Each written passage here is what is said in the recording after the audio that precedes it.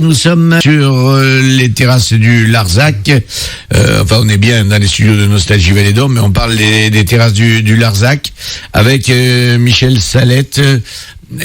Qu'est-ce qu'ils ont de différent, ces vins ? Ah, qu'est-ce qu'ils ont de différent ? D'abord, on l'a dit, c'est que des rouges. Oui. Alors là aussi, ne vous faites pas avoir, parce qu'il m'est arrivé dernièrement, et je le dis parce que ça me taille, il faut que les choses soient calées. Un des restaurants local, et non des moindres, on me présente un vin blanc comme un terrasse du Larzac. Alors vous comprenez ma stupeur. J'ai dit, mais ça n'existe pas les blancs terrasses. Ah mais si monsieur, ça existe. C'est nouveau. Allez chercher la bouteille. Ah non, c'est pas un terrasse du Larzac. Donc faites attention, comme les terrasses sur Larzac ont acquis une notoriété, et par exemple en blanc, des vignerons qui sont en terrasse sur Larzac, ils n'ont pas le droit de faire du blanc en terrasse sur Larzac. Donc ils font du blanc. Ils peuvent faire du blanc, mais pas. Et là c'était le cas, c'était le Mas de Kern pour ne pas le citer, qui fait un très bon terrasse sur Larzac, il a une bonne notoriété.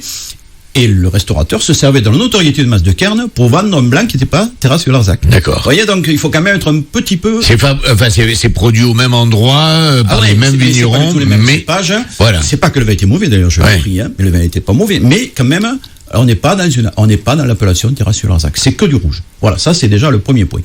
Deuxièmement, qu'est-ce qui fait la qualité des terrasses du Larzac ? Généralement, c'est les tanins qui sont très souples, très soyeux, très équilibrés. Donc là on a un exemple, on vient de le déguster à micro fermé, on vient de le déguster un petit peu. On a vu la qualité de ces tanins. Ça veut dire qu'en bouche, ils tapissent la bouche avec beaucoup de finesse, beaucoup d'élégance. C'est jamais des grosses brutes. Et autre facteur qui se fait de plus en plus, et là les vignerons du terrasse sur Larzac l'ont bien compris, au niveau de la barrique, de l'élevage sous bois, ils élèvent de moins en moins sous bois. C'est-à-dire qu'ils mettent du bois, mais de moins en moins. Alors pourquoi ? Ou alors dans des contenants beaucoup plus importants. Le Majolien, par exemple, c'est des Stockinger, c'est des foudres magnifiques autrichiennes de 10 hectos, c'est des œuvres d'art, c'est de toute beauté. 10 hectos, je ne sais pas si vous voyez, et ces grands rouges sont élevés là-dedans. C'est pas la bordelaise qui fait 230 hectos. Donc, ça veut dire quoi ? Ça veut dire que dans ces vins-là, le boisé est là, il est présent, mais il est très délicat. Il masque pas le terroir et la finesse du terroir. Et ça, c'est vraiment important. Et après, lorsque vous avez des vignes d'altitude comme alors, attention, vignes d'altitude, c'est 300, 400 mètres maximum. Ouais, c'est des petites altitudes. Voilà, mais pour nous, c'est altitude. Ouais. Donc, là, vous avez un ressenti en bouche de fraîcheur. Je dis bien un ressenti. C'est-à-dire que vous avez des vins qui sont moins lourds, plus aériens. Et ça, aujourd'hui, le consommateur recherche des vins aériens, des vins souples, des vins sur la fraîcheur. C'est vraiment. Mais par contre, des vins qui tiennent. C'est là toute la difficulté, parce que faire des vins aériens souples, c'est très facile. Mais après, ils s'écroulent en bouche. Mais là, c'est pas du tout le cas. C'est-à-dire qu'il faut avoir derrière de la tenue en bouche. Et ça, c'est très très compliqué à réaliser. Donc, et ça, c'est un des points forts des terrasses du Larzac. On boit les paroles on boit du vin, mais de Michel Salette. Et d'un goût là, plafond, on s'arrête. Mais c'est vrai que quand nous on goûte à côté, on a l'air de couillon, ça s'appelle comme ça. Ouais, mais voilà. Non, c'est surtout pas. Je peux vous dire que j'ai fait il y a pas si longtemps que ça chez moi une dégustation un peu qui reprend les techniques anciennes de dégustation et nouvelles dégustation. C'est-à-dire que on a dégusté sans sentir le vin. J'ai bandé les yeux des participants et j'ai servi le vin comme ça. J'ai dit ne sentez pas le vin, rien. Vous pouvez pas le voir, il est bandé. Et d'abord, vous mettez le vin en bouche, vous mâchez délicatement le vin en bouche. Vous le mâchez tout doucement. Après, vous grumez en bouche. Grumer, ça veut dire que vous faites tourner le vin dans la bouche. Et là, vous avez des sensations incroyables. Les arômes arrivent après, mais vous avez vraiment la présence du vin en bouche qui est exceptionnelle. Et ça, il y avait des personnes qui dégustaient jamais. Ça a été une vraie découverte. Mais parce que c'était pas dans la technique, c'était simplement qu'est-ce que je ressens. Voilà. Donc tout le monde peut déguster. Voilà. Ouais, mais tout le monde ne ressent pas forcément la même chose. Alors, dans la partie physique, souvent oui. Où c'est plus compliqué, c'est dans la partie aromatique. Parce que, je sais pas moi, là, dans ce vin-là, il y a des arômes de myrtille. Mais toi, peut-être... Comme d'habitude, on allait le dire avec... J'ai parlé à Thierry, je dis, tu sens pas qu'il y a des myrtilles là-dedans. Mais peut-être, toi Thierry, tu vas trouver du cassis. Mais c'est ta vision du cassis. Qu'est-ce que je peux aller contre ? Tu vois ce que je veux dire? Oui. Alors que si je te dis, ce vin, il est souple, il est truc, en bouche, tu vas le sentir. Tu vas pas me dire, ah non, il est dur. Parce que tu vas sentir que les tanins sont souples et que tu t'appuies sur la bouche. Donc, tu vois, la dégustation, l'arôme, c'est vrai que c'est un peu délicat parce qu'il faut avoir comment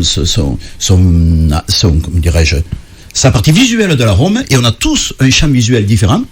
Mais la partie physique en bouche, non, ça, c'est de la physique, ça. Tu le sens.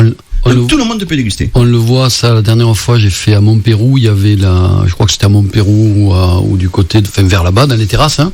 On avait fait dégustation où il y avait l'ensemble des producteurs qui s'étaient dans leur journée de dégustation. Et effectivement, on sent qu'il y a quand même des vins qui te prennent bien la bouche, tu vois, qui sont bien, on va dire, très charpentés. Il y avait des tanins un peu des fois lourds, des fois durs, des fois agressifs, et d'autres au contraire. Et d'autres très souples. Et là, avec ce que l'on découvre des terrasses, on s'aperçoit bien qu'il y a bien des vignes qui sont du côté de la plaine vers Saint-Félix, d'autres qui sont vers Arboras dès que ça monte un petit peu plus. C'est pas bien loin, mais ça monte un peu plus. Ou d'autres qui montent jusqu'à Péguerolles d'Escalette, qui sont vraiment en hauteur. Et là, on trouve des vins, structures de vins différentes. Voilà, des structures totalement différentes, et je crois que c'est important à savoir. Tu as 1000 fois raison. Voilà, je pense que c'est important à bien voir et à connaître les producteurs chez qui vous dégustez, savoir un peu leur lieu, et chacun va trouver quelque chose. Chacun va trouver alors, par exemple, on a des vins qui sont excessivement puissants, excessivement denses. Je pense par exemple à un Clap, moi, que j'ai en tête. Mais moi, je vois chez Hélène, on en vend. Mais il y a des gens qui sont fous de ce vin. Mais alors, si vous saviez le caractère de ce vin, il est opulent, extrêmement opulent. Voilà, donc il y a de tout, hein, il y a de tout vin, donc il faut goûter. Oui, mais on peut pas. Voilà, chaque fois le leitmotiv, c'est on faut goûter, mais on peut pas aller goûter 80 producteurs, plus ils en ont chacun, je sais pas combien. Par exemple, on passerait sa vie à ça, et on serait tous des Michel Salette. Comme fait Faugère, moi je vais dans le mois d'octobre à la Soulain qui a été sur l'Arzac. Bon, là c'est réservé aux professionnels. C'est-à-dire qu'on a la chance de déguster des très vieilles cuvées et tout, donc là ça va être un moment magique. Mais la veille c'est ouvert au grand public, c'est au château de Malmont à Clermont, et là vous allez, il y a 60 producteurs terrasse sur l'Arzac. Ils sont tous pratiquement. Oui, mais on peut pas tout déguster. Mais non, mais là vous dégustez, vous contrôlez, vous essayez. Mais est-ce qu'il y a des endroits où on peut nous faire des sélections, déjà des pré-sélections avec des vins de... C'est très compliqué. C'est votre goût, c'est le goût de chacun d'entre nous. Moi, j'ai toujours beaucoup de difficultés quand les gens me disent conseillez-moi un vin, Michel. Ben oui, mais alors la réponse pour moi, elle est qu'est-ce que tu aimes comme type de vin? Et à partir de là, si je sais le type de vin que tu aimes, je peux t'orienter vers un profil de vin. Si tu me dis j'aime les vins puissants, capiteux, machin, tout, c'est pas le Carline des masses du Haut-Buis.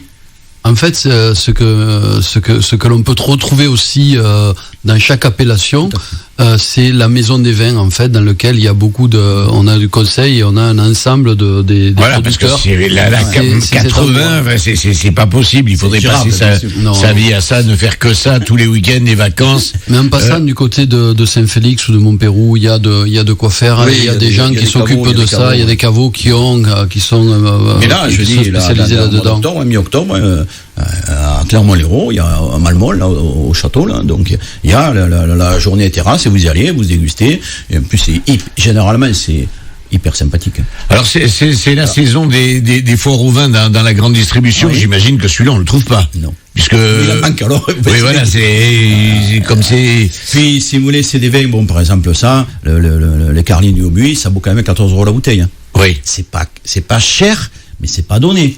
Hein, donc, oui, mais dans les foires au vin en grande distribution, il y a des vins bien plus chers que ça. Si ce n'est que ils jouent sur l'image, c'est-à-dire que ils ont quelques bouteilles de grands châteaux, et pas beaucoup d'ailleurs, et qui font un prix bas, mais quand vous y allez, il n'y en a plus.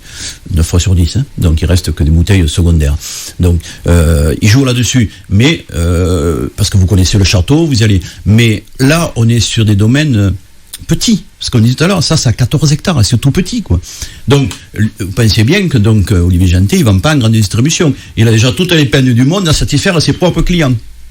Voilà. Donc, effectivement, c'est des vins qui demandent un petit peu il faut aller chercher un peu, quoi. Allez, une petite sélection là de vins de terrasse du Larzac, un petit conseil, puisque on a malgré tout tous un goût différent, mais alors, Michel, allez. Je sors un peu ma fiche pour pas en oublier quelques-uns. Alors qu'est-ce que moi j'aime bien terrasse du Larzac? Alors, il y en a un qui est très très bien, qui est pas loin, qui est le mas des chimères à Octon, Octon, ouais. Dardet, qui est pas mal. Franchement, c'est pas mal du tout. Et vous baladez, vous allez au Salagou. Il a le caveau juste dans Octon, là. Vous allez déguster, vous allez voir. Franchement, j'aime beaucoup ces vins. C'est en bio, c'est très très bien. Alors, lui, c'est très bien. Bon, le mas du Haut-Buis, bien sûr. C'est ce qu'on est, qu'on a dans le studio. Ça fait partie vraiment des références en terrasse sur l'Arzac. Et là, c'est sa cuvée Carline. Il a sa cuvée Coste-Caude, qui est vraiment, bon, là, on est à 25-26 € la bouteille, mais on est quand même dans une dimension de très grand vin. Hein, là, c'est vraiment le vin de fête ou le vin qu'on veut offrir. On est vraiment dans un vin de garde en plus, c'est-à-dire, il peut se boire également dans les 3-4 premières années, mais c'est un vin qui tient 15 ans sans aucun problème. Hein, donc, voilà, si vous en voulez, vous dites, je viens de la part de Michel Salette, il m'a dit que je pouvais venir quand je voulais. Voilà, après, vous avez par exemple, qu'est-ce que j'aime beaucoup, moi, en terrasse de Larzac, le terrasse d'Élise aussi, c'est super bon, généralement, en terrasse de Larzac, ça fait partie des très belles références, mais, c'est après, chacun, c'est où? Alors après, chaque vigneron, souvent, a 2 ou 3 cuvées. Hein, donc ça c'est sa cuvée milieu de gamme, hein, et puis il a sa cuvée haut de gamme. Donc là aussi c'est pas les mêmes profils de vin. Ça c'est un vin qu'on peut boire plus facilement. Quand vous êtes à les cuvées haut de gamme à 26 €, bah, vous n'en buvez pas tous les jours, quoi. Hein. Donc c'est vraiment le cadeau ou se faire plaisir pour une occasion particulière. On a fait le tour de ces bons plans. Enfin, de ces bons plans, de cette sélection de Michel Salette. Après, il y a Mas Fabrégou aussi qui est super. Enfin, il y en a vraiment beaucoup qui sont jolis. Voilà, et on est en plein dans une région de vin là. On la trouve où cette carte que j'ai là sous les yeux là où il y a toutes les appellations. Vous allez sur le site internet Languedoc Vin et vous les avez. Voilà, donc un petit conseil, allez-y, parce que c'est impressionnant, on le sait, puisqu'on traverse les vignes, quelle que soit la direction qu'on prenne, mais là on voit toutes les appellations les unes c'est compliqué, hein. à côté des autres. Je vous les mettrai, ces cartes, enfin cette carte, je vous la publierai sur le site, comme les émissions que l'on fait ensemble avec Michel et Thierry sont remis sur le Trucateur. Je vous mettrai en même temps dans le roman photo, on va dire. La carte. Elle me plaît bien, cette carte. On a fait le tour. Oui. La prochaine fois, on sait de quoi on parlera. On pourrait dire 2 mots sur celui-là, quand même, sur le Carline. Allez, rapidement, puisque après, on s'en va du côté de Béziers. Carline, donc, c'est un vin qui est, donc, du Mas du Haut-Buis, d'Olivier Janté. Qu'est-ce qu'il a, ce vin de particulier, qui m'a toujours un peu décontenancé? C'est un vin qui a de l'énergie. Ça veut dire quoi? Ça veut dire que c'est un vin, si vous êtes à l'écoute de ce vin, c'est un vin bio, bien sûr, ça c'est évident, et il vous pénètre. Et moi, tu as vu tout à l'heure, c'était pas du pipeau, moi je déguste le vin, j'ai la chair de poule. Donc ça fait tout drôle, mais bon, je suis très à l'écoute de ces vins, et c'est des vins qui sont remarquables de finesse et d'élégance. Et c'est ça la qualité d'un vin, fraîcheur, finesse et élégance. Pour moi, c'est la caractéristique des vins, et tout ça, c'est pas court en bouche. Loin de là. Ça tient. Et des tanins très très soyeux. Voilà, ça c'est le mot Carline qui est magnifique. Et la prochaine fois, donc comme vous le demandiez Thierry, la prochaine émission on parlera des vins nature. Voilà, tout simplement, on prendra un thème un peu différent. Comme la dernière fois on avait pris le thème rosé, avant on avait fait les vins de fête, et cette fois nous parlerons des vins nature, qui est une autre technicité. Merci à tous les deux, et puis on se retrouve prochainement sur l'antenne de Nostalgie Vallée d'Aube. On vous en parlera. Merci. À bientôt. Au revoir.